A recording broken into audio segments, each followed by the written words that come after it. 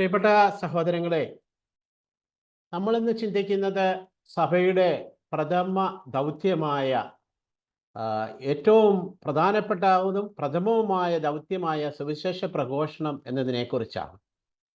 യോഹന്നാന്റെ സുവിശേഷത്തിൽ 7-ാം അധ്യായത്തിൽ 38-ാം തിരുവചനത്തിലൂടെ കടന്നു പോകുമ്പോൾ നമ്മൾ കാണുന്നു, എന്നിൽ വിശ്വസിക്കുന്നവന്റെ ഹൃദയത്തിൽ നിന്ന് വിശുദ്ധ ലിഖിതം പ്രസ്താവിക്കുന്നത് പോലെ ജീവജലത്തിന്റെ അരുവികൾ ഒഴുകും. പ്രിയ സഹോദരങ്ങളെ, ക്രിസ്തുവിൽ വിശ്വസിക്കുന്ന, ക്രിസ്തുവിനെ മിശിഹായും കർത്താവും രക്ഷിതാവുമായി സ്വീകരിക്കുന്നവരിലേക്ക് പരിശുദ്ധാത്മാവ് കടന്നു വരികയും ഈ പരിശുദ്ധാത്മാവ് സ്വീകരിക്കുന്നവരുടെ ഹൃദയത്തിൽ നിന്ന് അവർ അറിയാതെ ഒഴുകുവാൻ ആരംഭിക്കുന്ന ജീവജലത്തിന്റെ അരുവിയാണ് സുവിശേഷ പ്രഘോഷണം എന്ന് പറയുന്നത്. ഇത് നടപ്പാക്കുന്നത് പരിശുദ്ധാത്മാവാണ്. നമ്മൾ അതിന് ഒരു ഉപകരണം മാത്രമായി തീരുകയാണ്. ഈ ദൗത്യത്തിലേക്കാണ് നാം ഓരോരുത്തരും വിളിക്കപ്പെട്ടിരിക്കുന്നത്. കഴിഞ്ഞ ആഴ്ചകളിലൂടെ കടന്നുപോയപ്പോൾ, നമ്മൾ 1-ാമത്തെ ആഴ്ചയിലൂടെ കടന്നുപോയപ്പോൾ ദൈവരാജ്യത്തെക്കുറിച്ചും പിന്നീട് ദൈവം നമ്മെ വ്യക്തിപരമായി സ്നേഹിക്കുന്നു എന്നതിനെക്കുറിച്ചും ഈ സ്നേഹം അനുഭവിച്ചറിയുവാൻ തടസ്സമായി നിൽക്കുന്ന നമ്മുടെ പാവാവസ്ഥയെക്കുറിച്ചും ഈ പാവാവസ്ഥയിൽ നിന്ന് നമ്മെ രക്ഷിക്കുവാനായി സ്വജീവൻ നൽകിയ ദൈവപുത്രനായ യേശു ക്രിസ്തുവിൻ്റെ പാവപരിഹാര ബലിയെക്കുറിച്ചും ആ ബലിയിലൂടെ നമുക്ക് ലഭിക്കുന്ന ബലിയിലൂടെ നമ്മുടെ സകല പാപഘടങ്ങളും മോചിച്ച് നമ്മെ രക്ഷിച്ചു എന്നതും ഈ രക്ഷ സ്വന്തമാക്കുവാൻ നാം വിശ്വസിച്ച് മാനസാന്തരപ്പെടണമെന്നും അങ്ങനെ വിശ്വസിച്ച് മാനസാന്തരപ്പെടുന്ന നമ്മൾക്ക് പരിശുദ്ധാത്മാവിനെ ലഭിക്കുമെന്നും ഈ പരിശുദ്ധാത്മാവ് നമ്മെ ഒരു കൂട്ടായ്മയിലേക്ക് നയിക്കുമെന്നൊക്കെ നമ്മൾ കഴിഞ്ഞ ആഴ്ചയിൽ കേൾക്കുകയായിരുന്നു. ഈ കേട്ട കാര്യങ്ങളുടെ എല്ലാം അന്തസത്ത എന്ന് പറയുന്നത്, ഇതെല്ലാം നമ്മൾ കേട്ടതും പഠിച്ചതും മനസ്സിലാക്കിയതും നമ്മൾ ഇന്ന് കേൾക്കുന്ന ഈ സുവിശേഷ പ്രഘോഷണം എന്ന നമ്മുടെ ഉത്തരവാദിത്വത്തിലേക്ക് നമ്മെ വളർത്തുന്നതിനും ഉയർത്തുന്നതിനും വേണ്ടി ദൈവം തയ്യാറാക്കിയ പദ്ധതികളാണ്. ഈ ദൈവിക പദ്ധതിയോട് നാം എത്രമാത്രം സഹകരിക്കുന്നു, അതനുസരിച്ചാണ് നമ്മുടെ ജീവിതത്തിൻ്റെ എല്ലാം ക്രമപ്പെടുന്നതും നമ്മുടെ ജീവിതം പ്രത്യാശയുടെയും സമാധാനത്തിൻ്റെയും സന്തോഷത്തിൻ്റെതുമായി തീരുന്നതും എന്ന് നമുക്ക് കാണുവാൻ സാധിക്കും. അപ്പോസ്തല പ്രവർത്തന പുസ്തകത്തിൽ 1-ാം അധ്യായത്തിൽ 8-ാം തിരുവചനത്തിൽ നാം വായിക്കുകയാണ്, എന്നാൽ പരിശുദ്ധാത്മാവ് നിങ്ങളുടെ മേൽ വന്നു കഴിയുമ്പോൾ നിങ്ങൾ ശക്തി പ്രാപിക്കും. ജെറുസലേമിലും യൂദയ മുഴുവനിലും സമരിയായിലും ഭൂമിയുടെ അതിർത്തികൾ വരെയും നിങ്ങൾ എനിക്ക് സാക്ഷികളായിരിക്കുകയും ചെയ്യും. യേശുവിൻ്റെ സാക്ഷികളാകുവാനായിട്ട് ആണ് പരിശുദ്ധാത്മാവ് നമ്മുടെ മേൽ കടന്നു വരുന്നത്. അപ്പോൾ നമ്മൾ സംഭവിക്കേണ്ടത് ജെറുസലേമിലും യൂദയായിലും മുഴുവനിലും സമരിയായിലും ഭൂമിയുടെ അതിർത്തികൾ വരെയും. ഇന്നത്തെ ഒരു സാഹചര്യത്തിൽ, ഇന്നത്തെ സഭയുടെ ഘടന അനുസരിച്ച് നോക്കുമ്പോൾ നമ്മുടെ വീട്ടിലും നമ്മുടെ ഇടവകയിലും നാം ആയിരിക്കുന്ന ഗ്രാമത്തിലും ചുറ്റുവട്ടങ്ങളിലും തുടർന്ന് നമ്മുടെ രാജ്യത്തും ലോകത്തിന്റെ അതിർത്തികൾ വരെയും ക്രിസ്തുവിനെ സാക്ഷികളായിരിക്കുവാൻ വേണ്ടി, സാക്ഷ്യത്തിന്റെ ജീവിതം നയിക്കുവാൻ വേണ്ടി നമ്മളെ ശക്തരാക്കുന്നതിന് വേണ്ടിയാണ് പരിശുദ്ധാത്മാവ് നമ്മുടെ മേൽ കടന്നു വന്നിരിക്കുന്നത്. ഇപ്രകാരം പരിശുദ്ധാത്മ അഭിഷേകം പ്രാപിച്ച ഓരോ വ്യക്തിയും അങ്ങനെ ശക്തരായി തീരുകയും സാക്ഷ്യം വഹിക്കുന്നവരായി മാറുകയും ചെയ്യുമെന്നുള്ളതാണ് ഒരു യഥാർത്ഥമായ സത്യം. ലൂക്കായുടെ സുവിശേഷത്തിലെ 4-ാം അധ്യായം 43-ാം തിരുവചനം ഇപ്രകാരം പറയുന്നു, എന്നാൽ അവൻ പറഞ്ഞു, മറ്റു പട്ടണങ്ങളിലും ഞാൻ ദൈവരാജ്യത്തിൻ്റെ സുവിശേഷം പ്രസംഗിക്കേണ്ടിയിരിക്കുന്നു, അതിനുവേണ്ടിയാണ് ഞാൻ അയക്കപ്പെട്ടിരിക്കുന്നത്. താൻ എത്തിപ്പെട്ട ആ ഗ്രാമത്തിലെ ജനങ്ങൾ അവനോട് പറഞ്ഞു, കർത്താവേ, നീ ഞങ്ങളോട് കൂടി ആയിരിക്കുക കുറച്ച് ദിവസം. അപ്പോൾ ക്രിസ്തു പറയുകയാണ്, അങ്ങനെ ഒരു സ്ഥലത്ത് സ്ഥിരമായി നിൽക്കുവാനായിട്ട് അല്ല ഞാൻ വിളിക്കപ്പെട്ടിരിക്കുന്നത്, അല്ലെങ്കിൽ ഞാൻ അയക്കപ്പെട്ടിരിക്കുന്നത്. എൻ്റെ ഉത്തരവാദിത്വം എന്ന് പറയുന്നത് ഈ ദൈവരാജ്യത്തിൻ്റെ സുവിശേഷം ലോകത്തോട് പ്രസംഗിക്കുവാൻ, മറ്റ് സ്ഥലങ്ങളിൽ ഓരോ ഗ്രാമാന്തരങ്ങളോളം പ്രസംഗിക്കുവാൻ വേണ്ടിയാണ് പിതാവായ ദൈവം എന്നെ അയച്ചിരിക്കുന്നത് എന്ന് നമ്മൾ വചനത്തിലൂടെ കടന്നു പോകുമ്പോൾ കാണുന്നുണ്ട്. എൻ്റെ പിതാവ് എന്നെ അയച്ചതുപോലെ ഞാനും നിങ്ങളെ അയക്കുന്നു എന്ന് യേശു നമ്മോട് പറയുന്നുണ്ട്. അപ്പോൾ പിതാവ് യേശുവിനെ അയച്ചത് എന്തിനു വേണ്ടിയാണ്? സുവിശേഷം പ്രസംഗിക്കുവാൻ വേണ്ടിയാണ്. യേശു നമ്മോട് പറയുകയാണ്, പിതാവ് എന്നെ അയച്ചതുപോലെ ഞാനും നിങ്ങളെ അയക്കുന്നു എന്ന് പറയുമ്പോൾ നാം ഓരോരുത്തരും അയക്കപ്പെട്ടിരിക്കുന്നത് ഈ സുവിശേഷം പ്രസംഗിക്കുവാൻ വേണ്ടിയാണ്.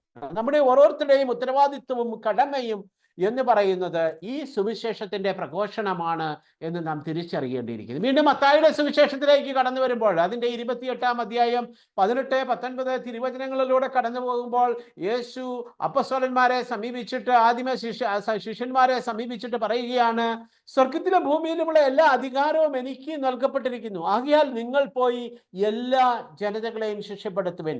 അവൻ പീഡകൾ സഹിച്ച് മനുഷ്യനായി അവതരിച്ച് ഭൂമിയിൽ ജീവിച്ച് ക്രൂശിൽ മരിച്ച് ഉദ്ധാനം ചെയ്ത ക്രിസ്തു പറയുകയാണ്, ഇനി നിങ്ങൾ ഒന്നിനെയും ഭയപ്പെടേണ്ട. എല്ലാത്തിൻ്റെയും ലോകത്തിന്റെ അധികാരി പുറന്തള്ളപ്പെട്ടു കഴിഞ്ഞു. ഇനി ഞാനാണ് ഈ ലോകത്തിലുള്ള സകലത്തിന്റെ മേലും അധികാരമുള്ളവൻ. അതുകൊണ്ട് എനിക്ക് അധികാരമുള്ളത് കൊണ്ട് എൻ്റെ ഈ അധികാരത്തിന്റെ ഈ രക്ഷയുടെ ഞാൻ ലോകത്തെ രക്ഷിച്ചു കഴിഞ്ഞിരിക്കുന്നു എന്നുള്ള ഈ സുവിശേഷം നിങ്ങൾ പോയി എല്ലാ ജനതകളെയും അറിയിക്കണം. അറിയിച്ചാൽ മാത്രം പോരാ, അവരെ ശിഷ്യപ്പെടുത്തുകയും ചെയ്യണം. ശിഷ്യന്റെ ഉത്തരവാദിത്തം എന്താണ്? ഗുരു ശിഷ്യ ബന്ധം എന്ന് പറയുന്നത് ഗുരുവിന്റെ മുഖത്ത് നിന്ന് കേട്ട് പഠിച്ച് ആ ശിഷ്യൻ ഗുരുവിനെ പോലെ ആയിത്തീരുക എന്നുള്ളതാണ്. അപ്പോൾ നമ്മുടെ യേശു എന്താണ് പറഞ്ഞത്? അപ്പസ്തലന്മാരിൽ നിന്ന് നമ്മളെ സംബന്ധിച്ചാണെങ്കിൽ പറയുകയാണെങ്കിൽ മാർത്തോമാ ശ്ലീഹായിൽ നിന്ന് സുവിശേഷം സ്വീകരിച്ചവരായിരിക്കുന്ന നമ്മൾ എന്ത് ചെയ്യണം? നമ്മളും ആ ശിഷ്യത്വം സ്വീകരിച്ചുകൊണ്ട് യേശുവിന്റെ സുവിശേഷം പ്രസംഗിക്കാൻ ശക്തരായിത്തീരുന്ന, യേശുവിനെ സാക്ഷികളായി ജീവിക്കുവാൻ ശക്തരായിരിക്കുന്ന അനേകരെ ഈ ഭൂമിയിൽ രൂപപ്പെടുത്തുവാൻ വേണ്ടിയാണ് വിശുദ്ധ മാമുദീസായിലൂടെ നമ്മെ ഈ ക്രൈസ്തവ വിശ്വാസത്തിലേക്ക് ദൈവം വിളിച്ചിരിക്കുന്നത്. വീണ്ടും നമുക്ക് കാണുവാൻ സാധിക്കും,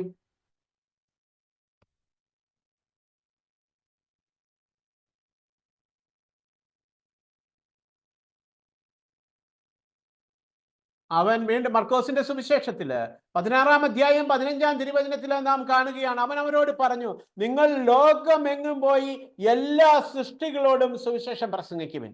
പ്രിയ സഹോദരങ്ങളെ, മത്തായിയുടെ സുവിശേഷത്തിൽ എന്താണ് കണ്ടത്? എല്ലാ മനുഷ്യരെയും ശിഷ്യപ്പെടുത്തുവാനാണ്, അവരെ ശിഷ്യരായി മാറ്റുക. എന്നാൽ അത് മാത്രമല്ല നമ്മുടെ ഉത്തരവാദിത്വം, ഈ ലോകത്തുള്ള എല്ലാ സൃഷ്ടികളോടും സുവിശേഷം പ്രസംഗിക്കുവാനുള്ള ഉത്തരവാദിത്വം കൂടിയുണ്ട്. സൃഷ്ടികൾ എന്ന് പറയുമ്പോൾ നമുക്കറിയാം, സൃഷ്ടിപ്രപഞ്ചത്തിലുള്ള ചരങ്ങളും അചരങ്ങളുമായ സകലത്തിനോടും, വൃക്ഷലതാദികളോടും പക്ഷിമൃഗാദികളോടും കല്ലിനോടും കുറ്റിയോടും ഒക്കെ സുവിശേഷം പ്രസംഗിക്കുവാൻ വിളിക്കപ്പെട്ടിരിക്കുന്നു. അപ്പൊ രണ്ട് കടമകളാണ് ദൈവം നമുക്ക് നൽകിയിരിക്കുന്നത്. ഒന്ന്, മനുഷ്യരെ സുവിശേഷം പറഞ്ഞ് സുവിശേഷത്തിലൂടെ ശിഷ്യരായി ഉയർത്തുക.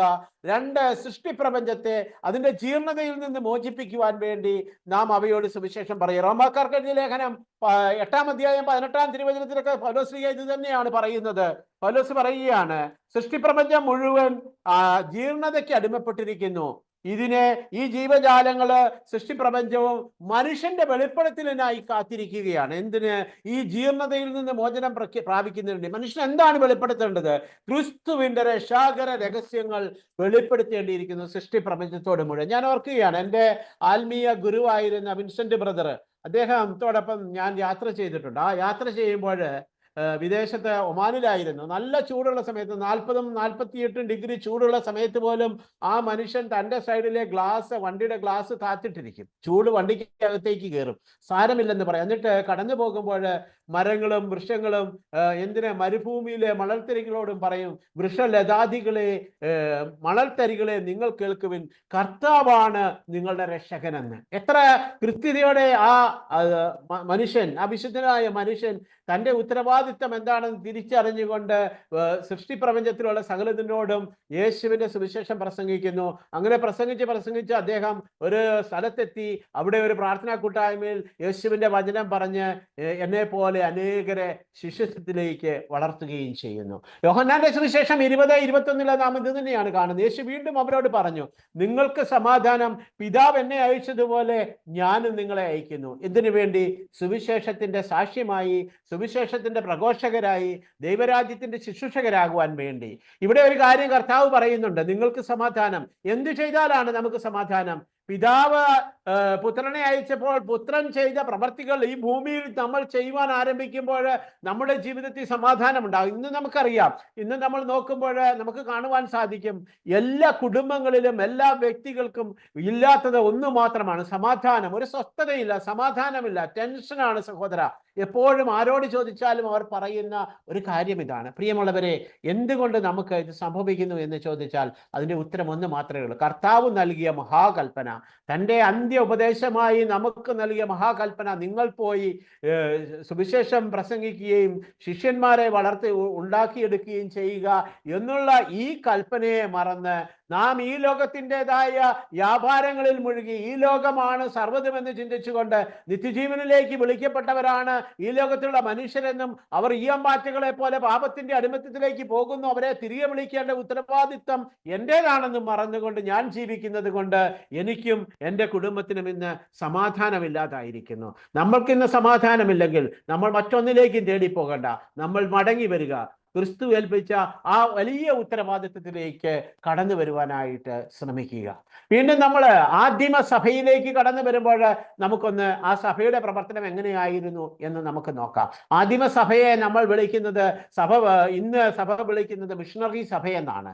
കാരണം അവർക്കൊരു വലിയ ബോധ്യമുണ്ടായിരുന്നു, തങ്ങൾ യേശുവിനാൽ ഐക്യപ്പെട്ടവരാണെന്നും യേശുവിൻ്റെ ദൗത്യം നിർവഹിക്കുവാനായിട്ടാണ് ഞങ്ങളെ ഐക്യപ്പെട്ടിരിക്കുന്നതെന്നും തങ്ങളെ വിളിച്ചിരിക്കുന്നതെന്നും ഉത്തമ ബോധ്യമുണ്ടായിരുന്ന അവര് അതിനുവേണ്ടി നിരന്തരം പ്രവർത്തിക്കുവാനായിട്ട് ആരംഭിക്കുന്നു. അവരുടെ എല്ലാത്തിനെയും ഉപേക്ഷിച്ച് നമ്മുടെ ശിഷ്യന്മാരുടെ ജീവിതത്തിലൊക്കെ കാണുന്നുണ്ട്, അവർ വള്ളവും വലയും കുടുംബവും എല്ലാം ഉപേക്ഷിച്ചുകൊണ്ട് ക്രിസ്തുവിനെ തേടുന്നത്. ക്രിസ്തു നമ്മുടെ ഒരിക്കൽ അപ്പസ്തലനായ പത്രോസ് യേശുവിനോട് ചോദിക്കുന്നുണ്ട്, ഞങ്ങളെല്ലാം ഉപേക്ഷിച്ച് നിന്നെ അനുഗമിക്കുന്നു, ഞങ്ങൾക്ക് എന്താണ് പ്രതിഫലം? അവൻ പറയുകയാണ്, നിങ്ങൾക്ക് ഈ ലോകത്തിൽ വെച്ച് തന്നെ നിങ്ങൾ ഉപേക്ഷിച്ചതെല്ലാം 100 ഇരട്ടിയായി സമാധാനവും സന്തോഷവും പ്രത്യാശയുമായി എല്ലാം നിങ്ങൾക്ക് കിട്ടും, ഒപ്പം നിത്യജീവനും നിങ്ങൾക്ക് ലഭിക്കുമെന്ന്. അതേ പ്രിയമുള്ള സഹോദരങ്ങളെ, ഇതൊക്കെ നമുക്ക് സ്വന്തമാക്കുവാനായിട്ട് ഒന്ന് മാത്രമാണ് മാർഗമുള്ളത്, സുവിശേഷമാകുകയും സുവിശേഷത്തിൽ ജീവിക്കുകയും സുവിശേഷം പ്രസംഗിക്കപ്പെടുകയും ചെയ്യുക എന്നുള്ളതാണ്.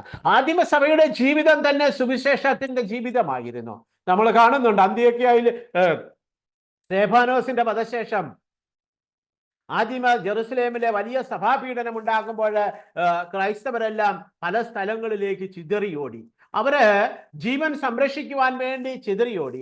എന്ത് പ്രസംഗിച്ചതിന്റെ പേരിലാണ് അവർ ചിതറിയോടിക്കപ്പെട്ടത്? ക്രിസ്തു രക്ഷകനാണ്, നിങ്ങൾ തള്ളിക്കളഞ്ഞ മൂലക്കല്ലായ ക്രിസ്തു ഇന്ന് രക്ഷകനായ പിതാവായ ദൈവം അയച്ചിരിക്കുന്ന രക്ഷകനും രാജാവുമാണെന്ന് പ്രസംഗിച്ചതിന്റെ പേരിൽ ജെറുസലേമിൽ നിന്ന് നാടുകടത്ത് ഓടിപ്പോകേണ്ടി വന്നവർ കടന്നു ചെന്ന എല്ലാ സ്ഥലങ്ങളിലും വലിയ വർദ്ധിതമായ പരിശുദ്ധാത്മാവിന്റെ നിറവോടെ സുവിശേഷം പ്രസംഗിക്കുകയാണ്. അവർ തങ്ങളുടെ ജീവനേക്കാളും ജീവിതത്തെക്കാളും വലുതായി ക്രിസ്തുവിനെയും ക്രിസ്തുവിന്റെ സുവിശേഷത്തെയും കണ്ടത് കൊണ്ട് അവർക്ക് അപ്രകാരം ചെയ്യുവാനും മുന്നോട്ട് പോകുവാനും സാധിച്ചു എന്ന് നാം അറിയുകയാണ്. ഇനിയും നമ്മുടെ കത്തോലിക്ക സഭ നമ്മെ എന്താണ് പഠിപ്പിക്കുന്നത് എന്ന് നമുക്കൊന്ന് നോക്കാം.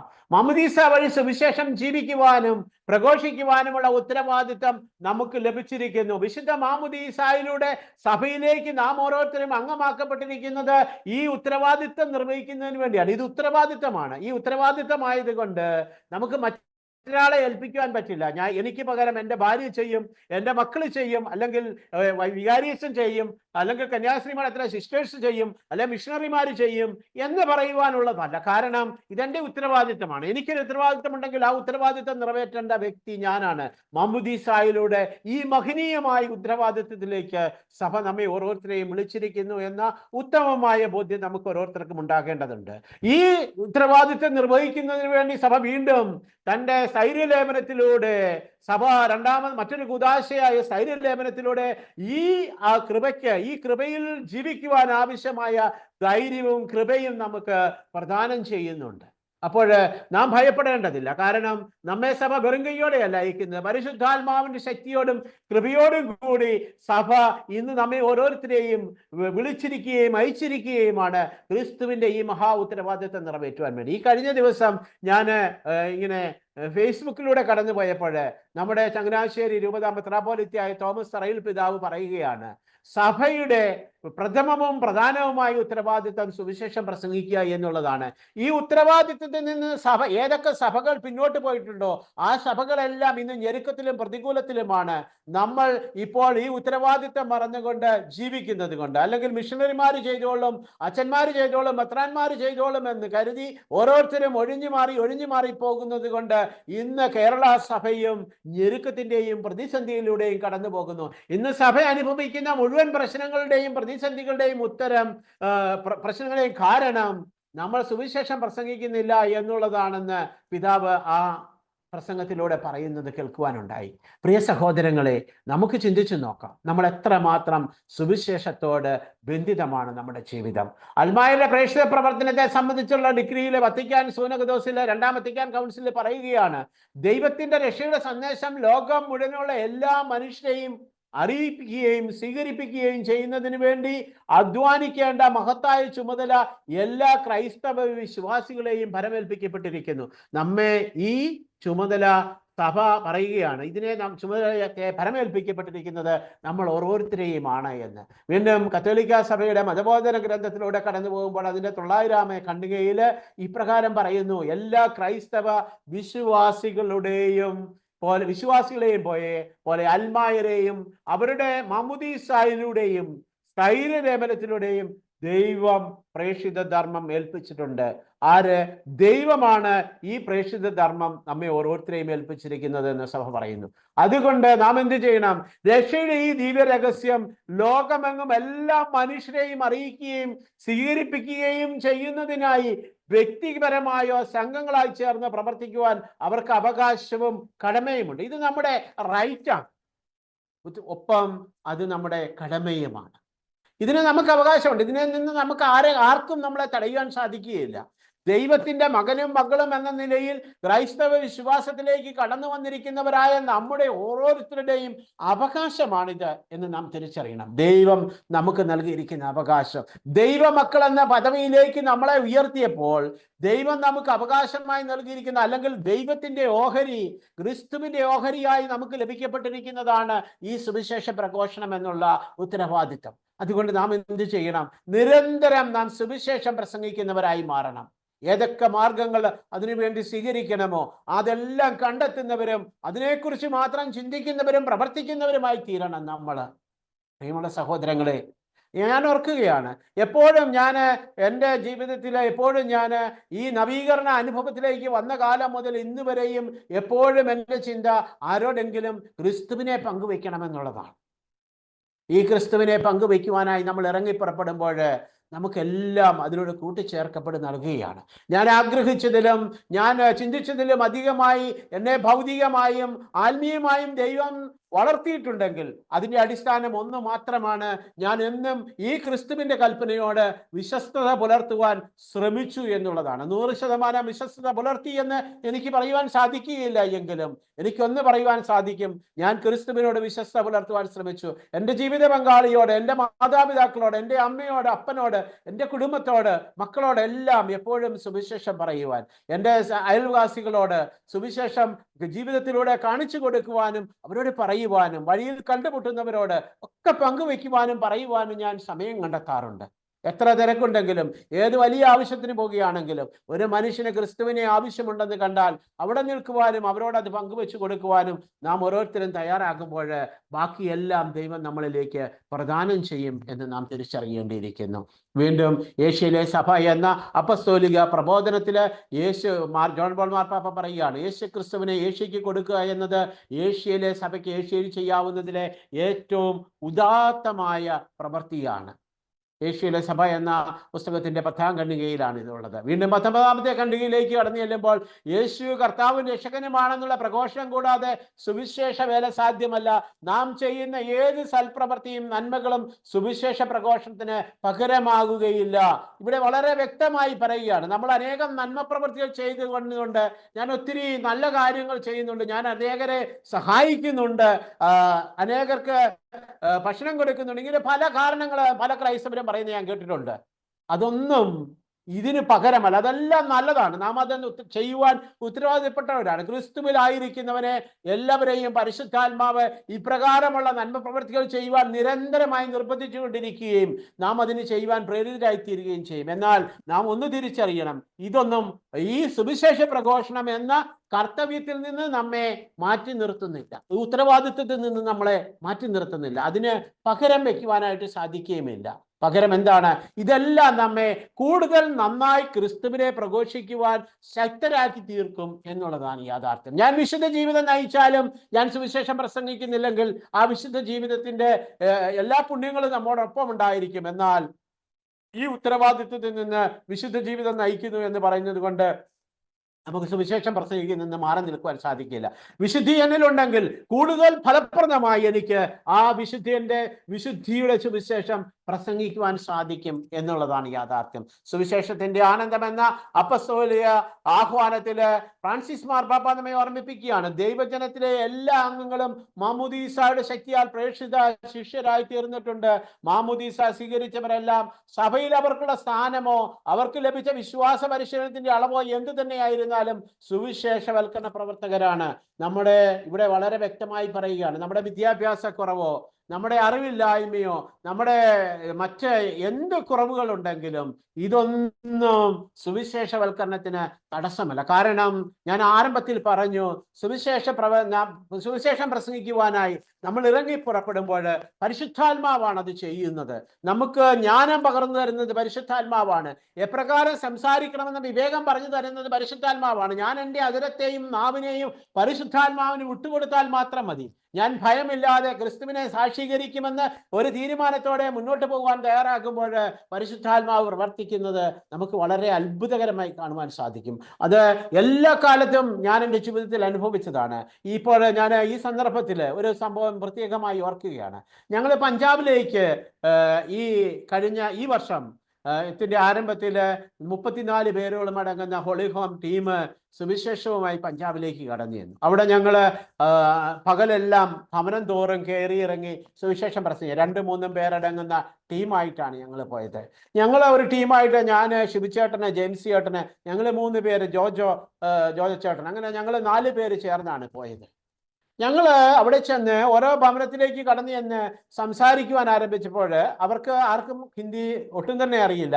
എനിക്ക് അല്പസ്വല്പം സംസാരിക്കാനൊക്കെ എനിക്ക് ഹിന്ദി അറിയാം. അപ്പോൾ ആ ധൈര്യത്തിലാണ് ഞങ്ങൾ പോകുന്നത്. എന്നാൽ അവിടെ ചെന്ന് അവരുമായി സംസാരിക്കാൻ ആരംഭിക്കാൻ തുടങ്ങുമ്പോൾ ദൈവത്തിന്റെ പരിശുദ്ധാത്മാവ് ആ കുടുംബവുമായി ബന്ധപ്പെട്ട അനേകം കാര്യങ്ങൾ വെളിപ്പെടുത്തുകയാണ്. ഒരേ സമയം ഞങ്ങൾക്ക് ഓരോരുത്തർക്കും പരിശുദ്ധാത്മാവ് വെളിപ്പെടുത്തുകയാണ്. അപ്പോൾ എനിക്ക് കിട്ടുന്ന സന്ദേശങ്ങൾ ഞാൻ ഹിന്ദിയിൽ അവരോട് പങ്കുവയ്ക്കുന്നു. ഒപ്പം ശിബിച്ചേട്ടനും ജെയിംസ് ചേട്ടനും ഒക്കെ പറയുന്ന എല്ലാ സന്ദേശങ്ങളും വളരെ കൃത്യമായി അവർക്ക് മനസ്സിലാകുന്ന രീതിയിൽ പറഞ്ഞു കൊടുക്കാനായിട്ട് സാധിച്ചു. അപ്പോൾ ചില വീട്ടിലൊക്കെ കയറിയിട്ട് ഇറങ്ങിയപ്പോൾ ഞാൻ ശിബിച്ചേട്ടനോട് പറഞ്ഞു, ശിബിച്ചേട്ടൻ പറഞ്ഞ ഈ വാക്കൊക്കെ എങ്ങനെ ഹിന്ദിയിൽ പറയുമെന്ന് ഞാൻ ചിന്തിച്ചു. പക്ഷേ ഒരു നിമിഷം ഞാൻ ചിന്തിച്ചു തീരുന്നതിന് മുമ്പേ ആ വാക്കുകൾ എൻ്റെ മനസ്സിലേക്ക് ഇങ്ങനെ കടന്നു വരികയാണ്. എന്ത് പറയണം?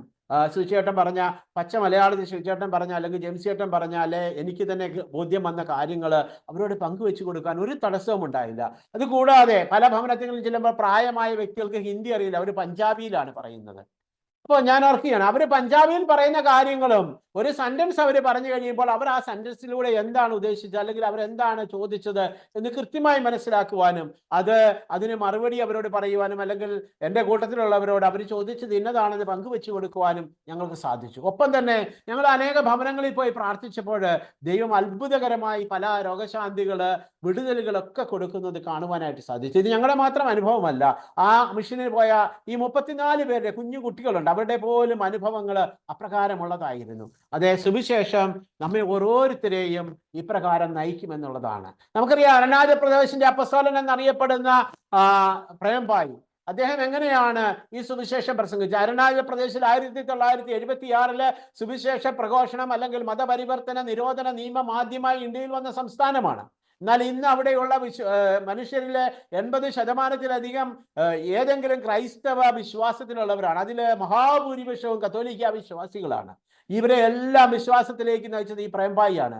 ഈ പ്രേംഭായിയുടെ ജീവചരിത്രം വായിക്കുമ്പോൾ നമ്മൾ അറിയുന്ന ഒരു കാര്യമുണ്ട്. മോശ ചെങ്കടൽ വിഭജിച്ചതുപോലെ ഈ അരുണാചൽ പ്രദേശിന്റെ ഒരു വലിയ നദി ഒരിക്കൽ ഈ പ്രേംഭായി വിഭജിച്ച് കരയിലൂടെ എന്നതുപോലെ നടന്നുപോയി. അനേക പ്രാവശ്യം പോലീസുകാർ ഇദ്ദേഹത്തെ അറസ്റ്റ് ചെയ്ത് സ്റ്റേഷനിലേക്ക് കൊണ്ടുപോകാൻ ശ്രമിച്ചു. എന്നാൽ സ്റ്റേഷൻ വരെ ആ വണ്ടി ഒന്നും ഓടുകയില്ല. ഏതെങ്കിലും കാരണം സംഭവിച്ച് വണ്ടി നിന്നു പോകും, അല്ലെ പോലീസുകാർക്ക് വയറ്റിൽ എന്തെങ്കിലും അസ്വസ്ഥതയുണ്ടാകും. അവസാനം പറയും നീ പോ എന്ന് പറഞ്ഞിട്ട് അദ്ദേഹത്തെ ഉപേക്ഷിച്ചിട്ട് അവർ പോകും. അപ്പോൾ ചെന്ന് ഓരോ ഗ്രാമത്തിലും ചെന്ന് പ്രാർത്ഥിക്കുമ്പോൾ അവിടെയുള്ള മുഴുവൻ മനുഷ്യരെയും കർത്താവിന്റെ ആത്മാവ് സുഖപ്പെടുത്തി.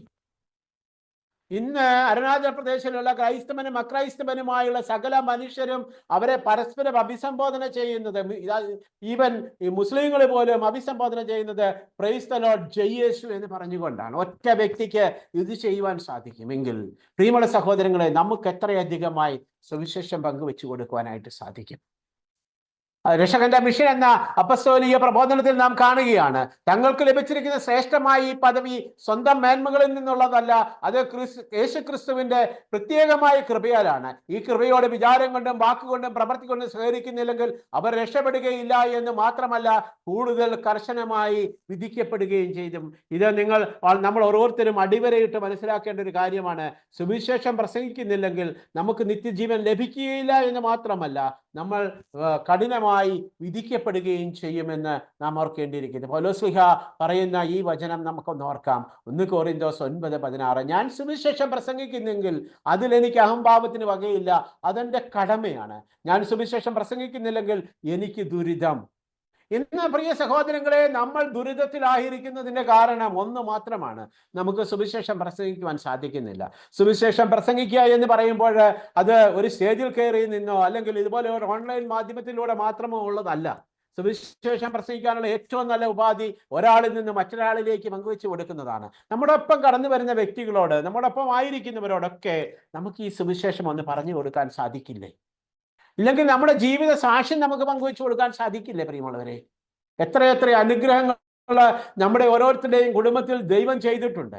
അതൊന്ന് ഓർത്തെടുത്തിട്ട് നമ്മൾ അവരോട് പങ്കുവെച്ചു കൊടുത്തിട്ട് അവരുടെ വേദനയിൽ അവരോട് പറയുക, സഹോദര നീയും വിളിച്ചപേക്ഷിക്കുക, സഹോദരി നീയും വിളിച്ചപേക്ഷിക്കുക എന്ന് പറഞ്ഞാൽ അവർ വിളിച്ചപേക്ഷിക്കുമ്പോൾ നമ്മുടെ ദൈവം അവർക്ക് വേണ്ടിയും അത്ഭുതം പ്രവർത്തിക്കും. ആകാശത്ത് നിന്ന് മഞ്ഞും മഴയും ഭൂമിയിലേക്ക് വർഷിക്കപ്പെടുമ്പോൾ അത് വിത്തുകളെ മുളപ്പിക്കുകയും വൃക്ഷങ്ങളെയും ഫലങ്ങളെയും പുറപ്പെടുവിക്കുകയും ചെയ്യുന്നത് പോലെ യേശുവിന്റെ വചനവും ഫലരഹിതമായി പോകുകയില്ല. ക്രിസ്തുവിന്റെ നാമത്തിൽ ഓരോ വ്യക്തിയോടും കർത്താവ് നിന്നെ അനുഗ്രഹിക്കപ്പെട്ടെ എന്നെങ്കിലും പറയുവാൻ നമുക്ക് സാധിക്കുന്നില്ലെങ്കിൽ നമുക്ക് ദുരിതം എന്ന് മാത്രമേ പറയുവാൻ സാധിക്കുകയുള്ളൂ. അതുകൊണ്ട് ഇന്ന് ഈ രാത്രിയിൽ, ഇന്ന് ഈ കൂട്ടായ്മയിലായിരിക്കുന്ന നമുക്ക് ഓരോരുത്തർക്കും ഒരു തീരുമാനമെടുക്കാം. ഇന്ന് ഈ നിമിഷം മുതൽ ഞാൻ ക്രിസ്തുവിന്റെ സാക്ഷ്യമായിരിക്കും. അതെന്റെ സമ്പത്ത് കൊണ്ട് സുവിശേഷത്തിന് വേണ്ടി ഞാൻ അധ്വാനിക്കും. എൻ്റെ ജീവിതത്തിന്റെ സമയം ഞാൻ സുവിശേഷത്തിന് വേണ്ടി മാറ്റിവെക്കും. എൻ്റെ ഏറ്റവും പ്രഥമവും പ്രധാനമായ ഉത്തരവാദിത്തമായി ഞാൻ സുവിശേഷ പ്രഘോഷണത്തെ കാണും. അത് വ്യക്തികളോടും സമൂഹത്തോടും എല്ലാറ്റിലും ഉപരി സൃഷ്ടിപ്രപഞ്ചത്തിലെ സകല വസ്തുക്കളോടും സുവിശേഷം പ്രസംഗിക്കുന്നതിനായി തീരുമെന്ന് നമുക്ക് തീരുമാനമെടുക്കാം. അതിനുള്ള കൃപയും അനുഗ്രഹവും കർത്താവായ യേശു തന്റെ പരിശുദ്ധാത്മാവിലൂടെ നമുക്ക് ഓരോരുത്തർക്കും പ്രദാനം ചെയ്യട്ടെ. ആമേൻ. കർത്താവ് ഈശോ മിശിഹായ്ക്ക് സ്തുതി.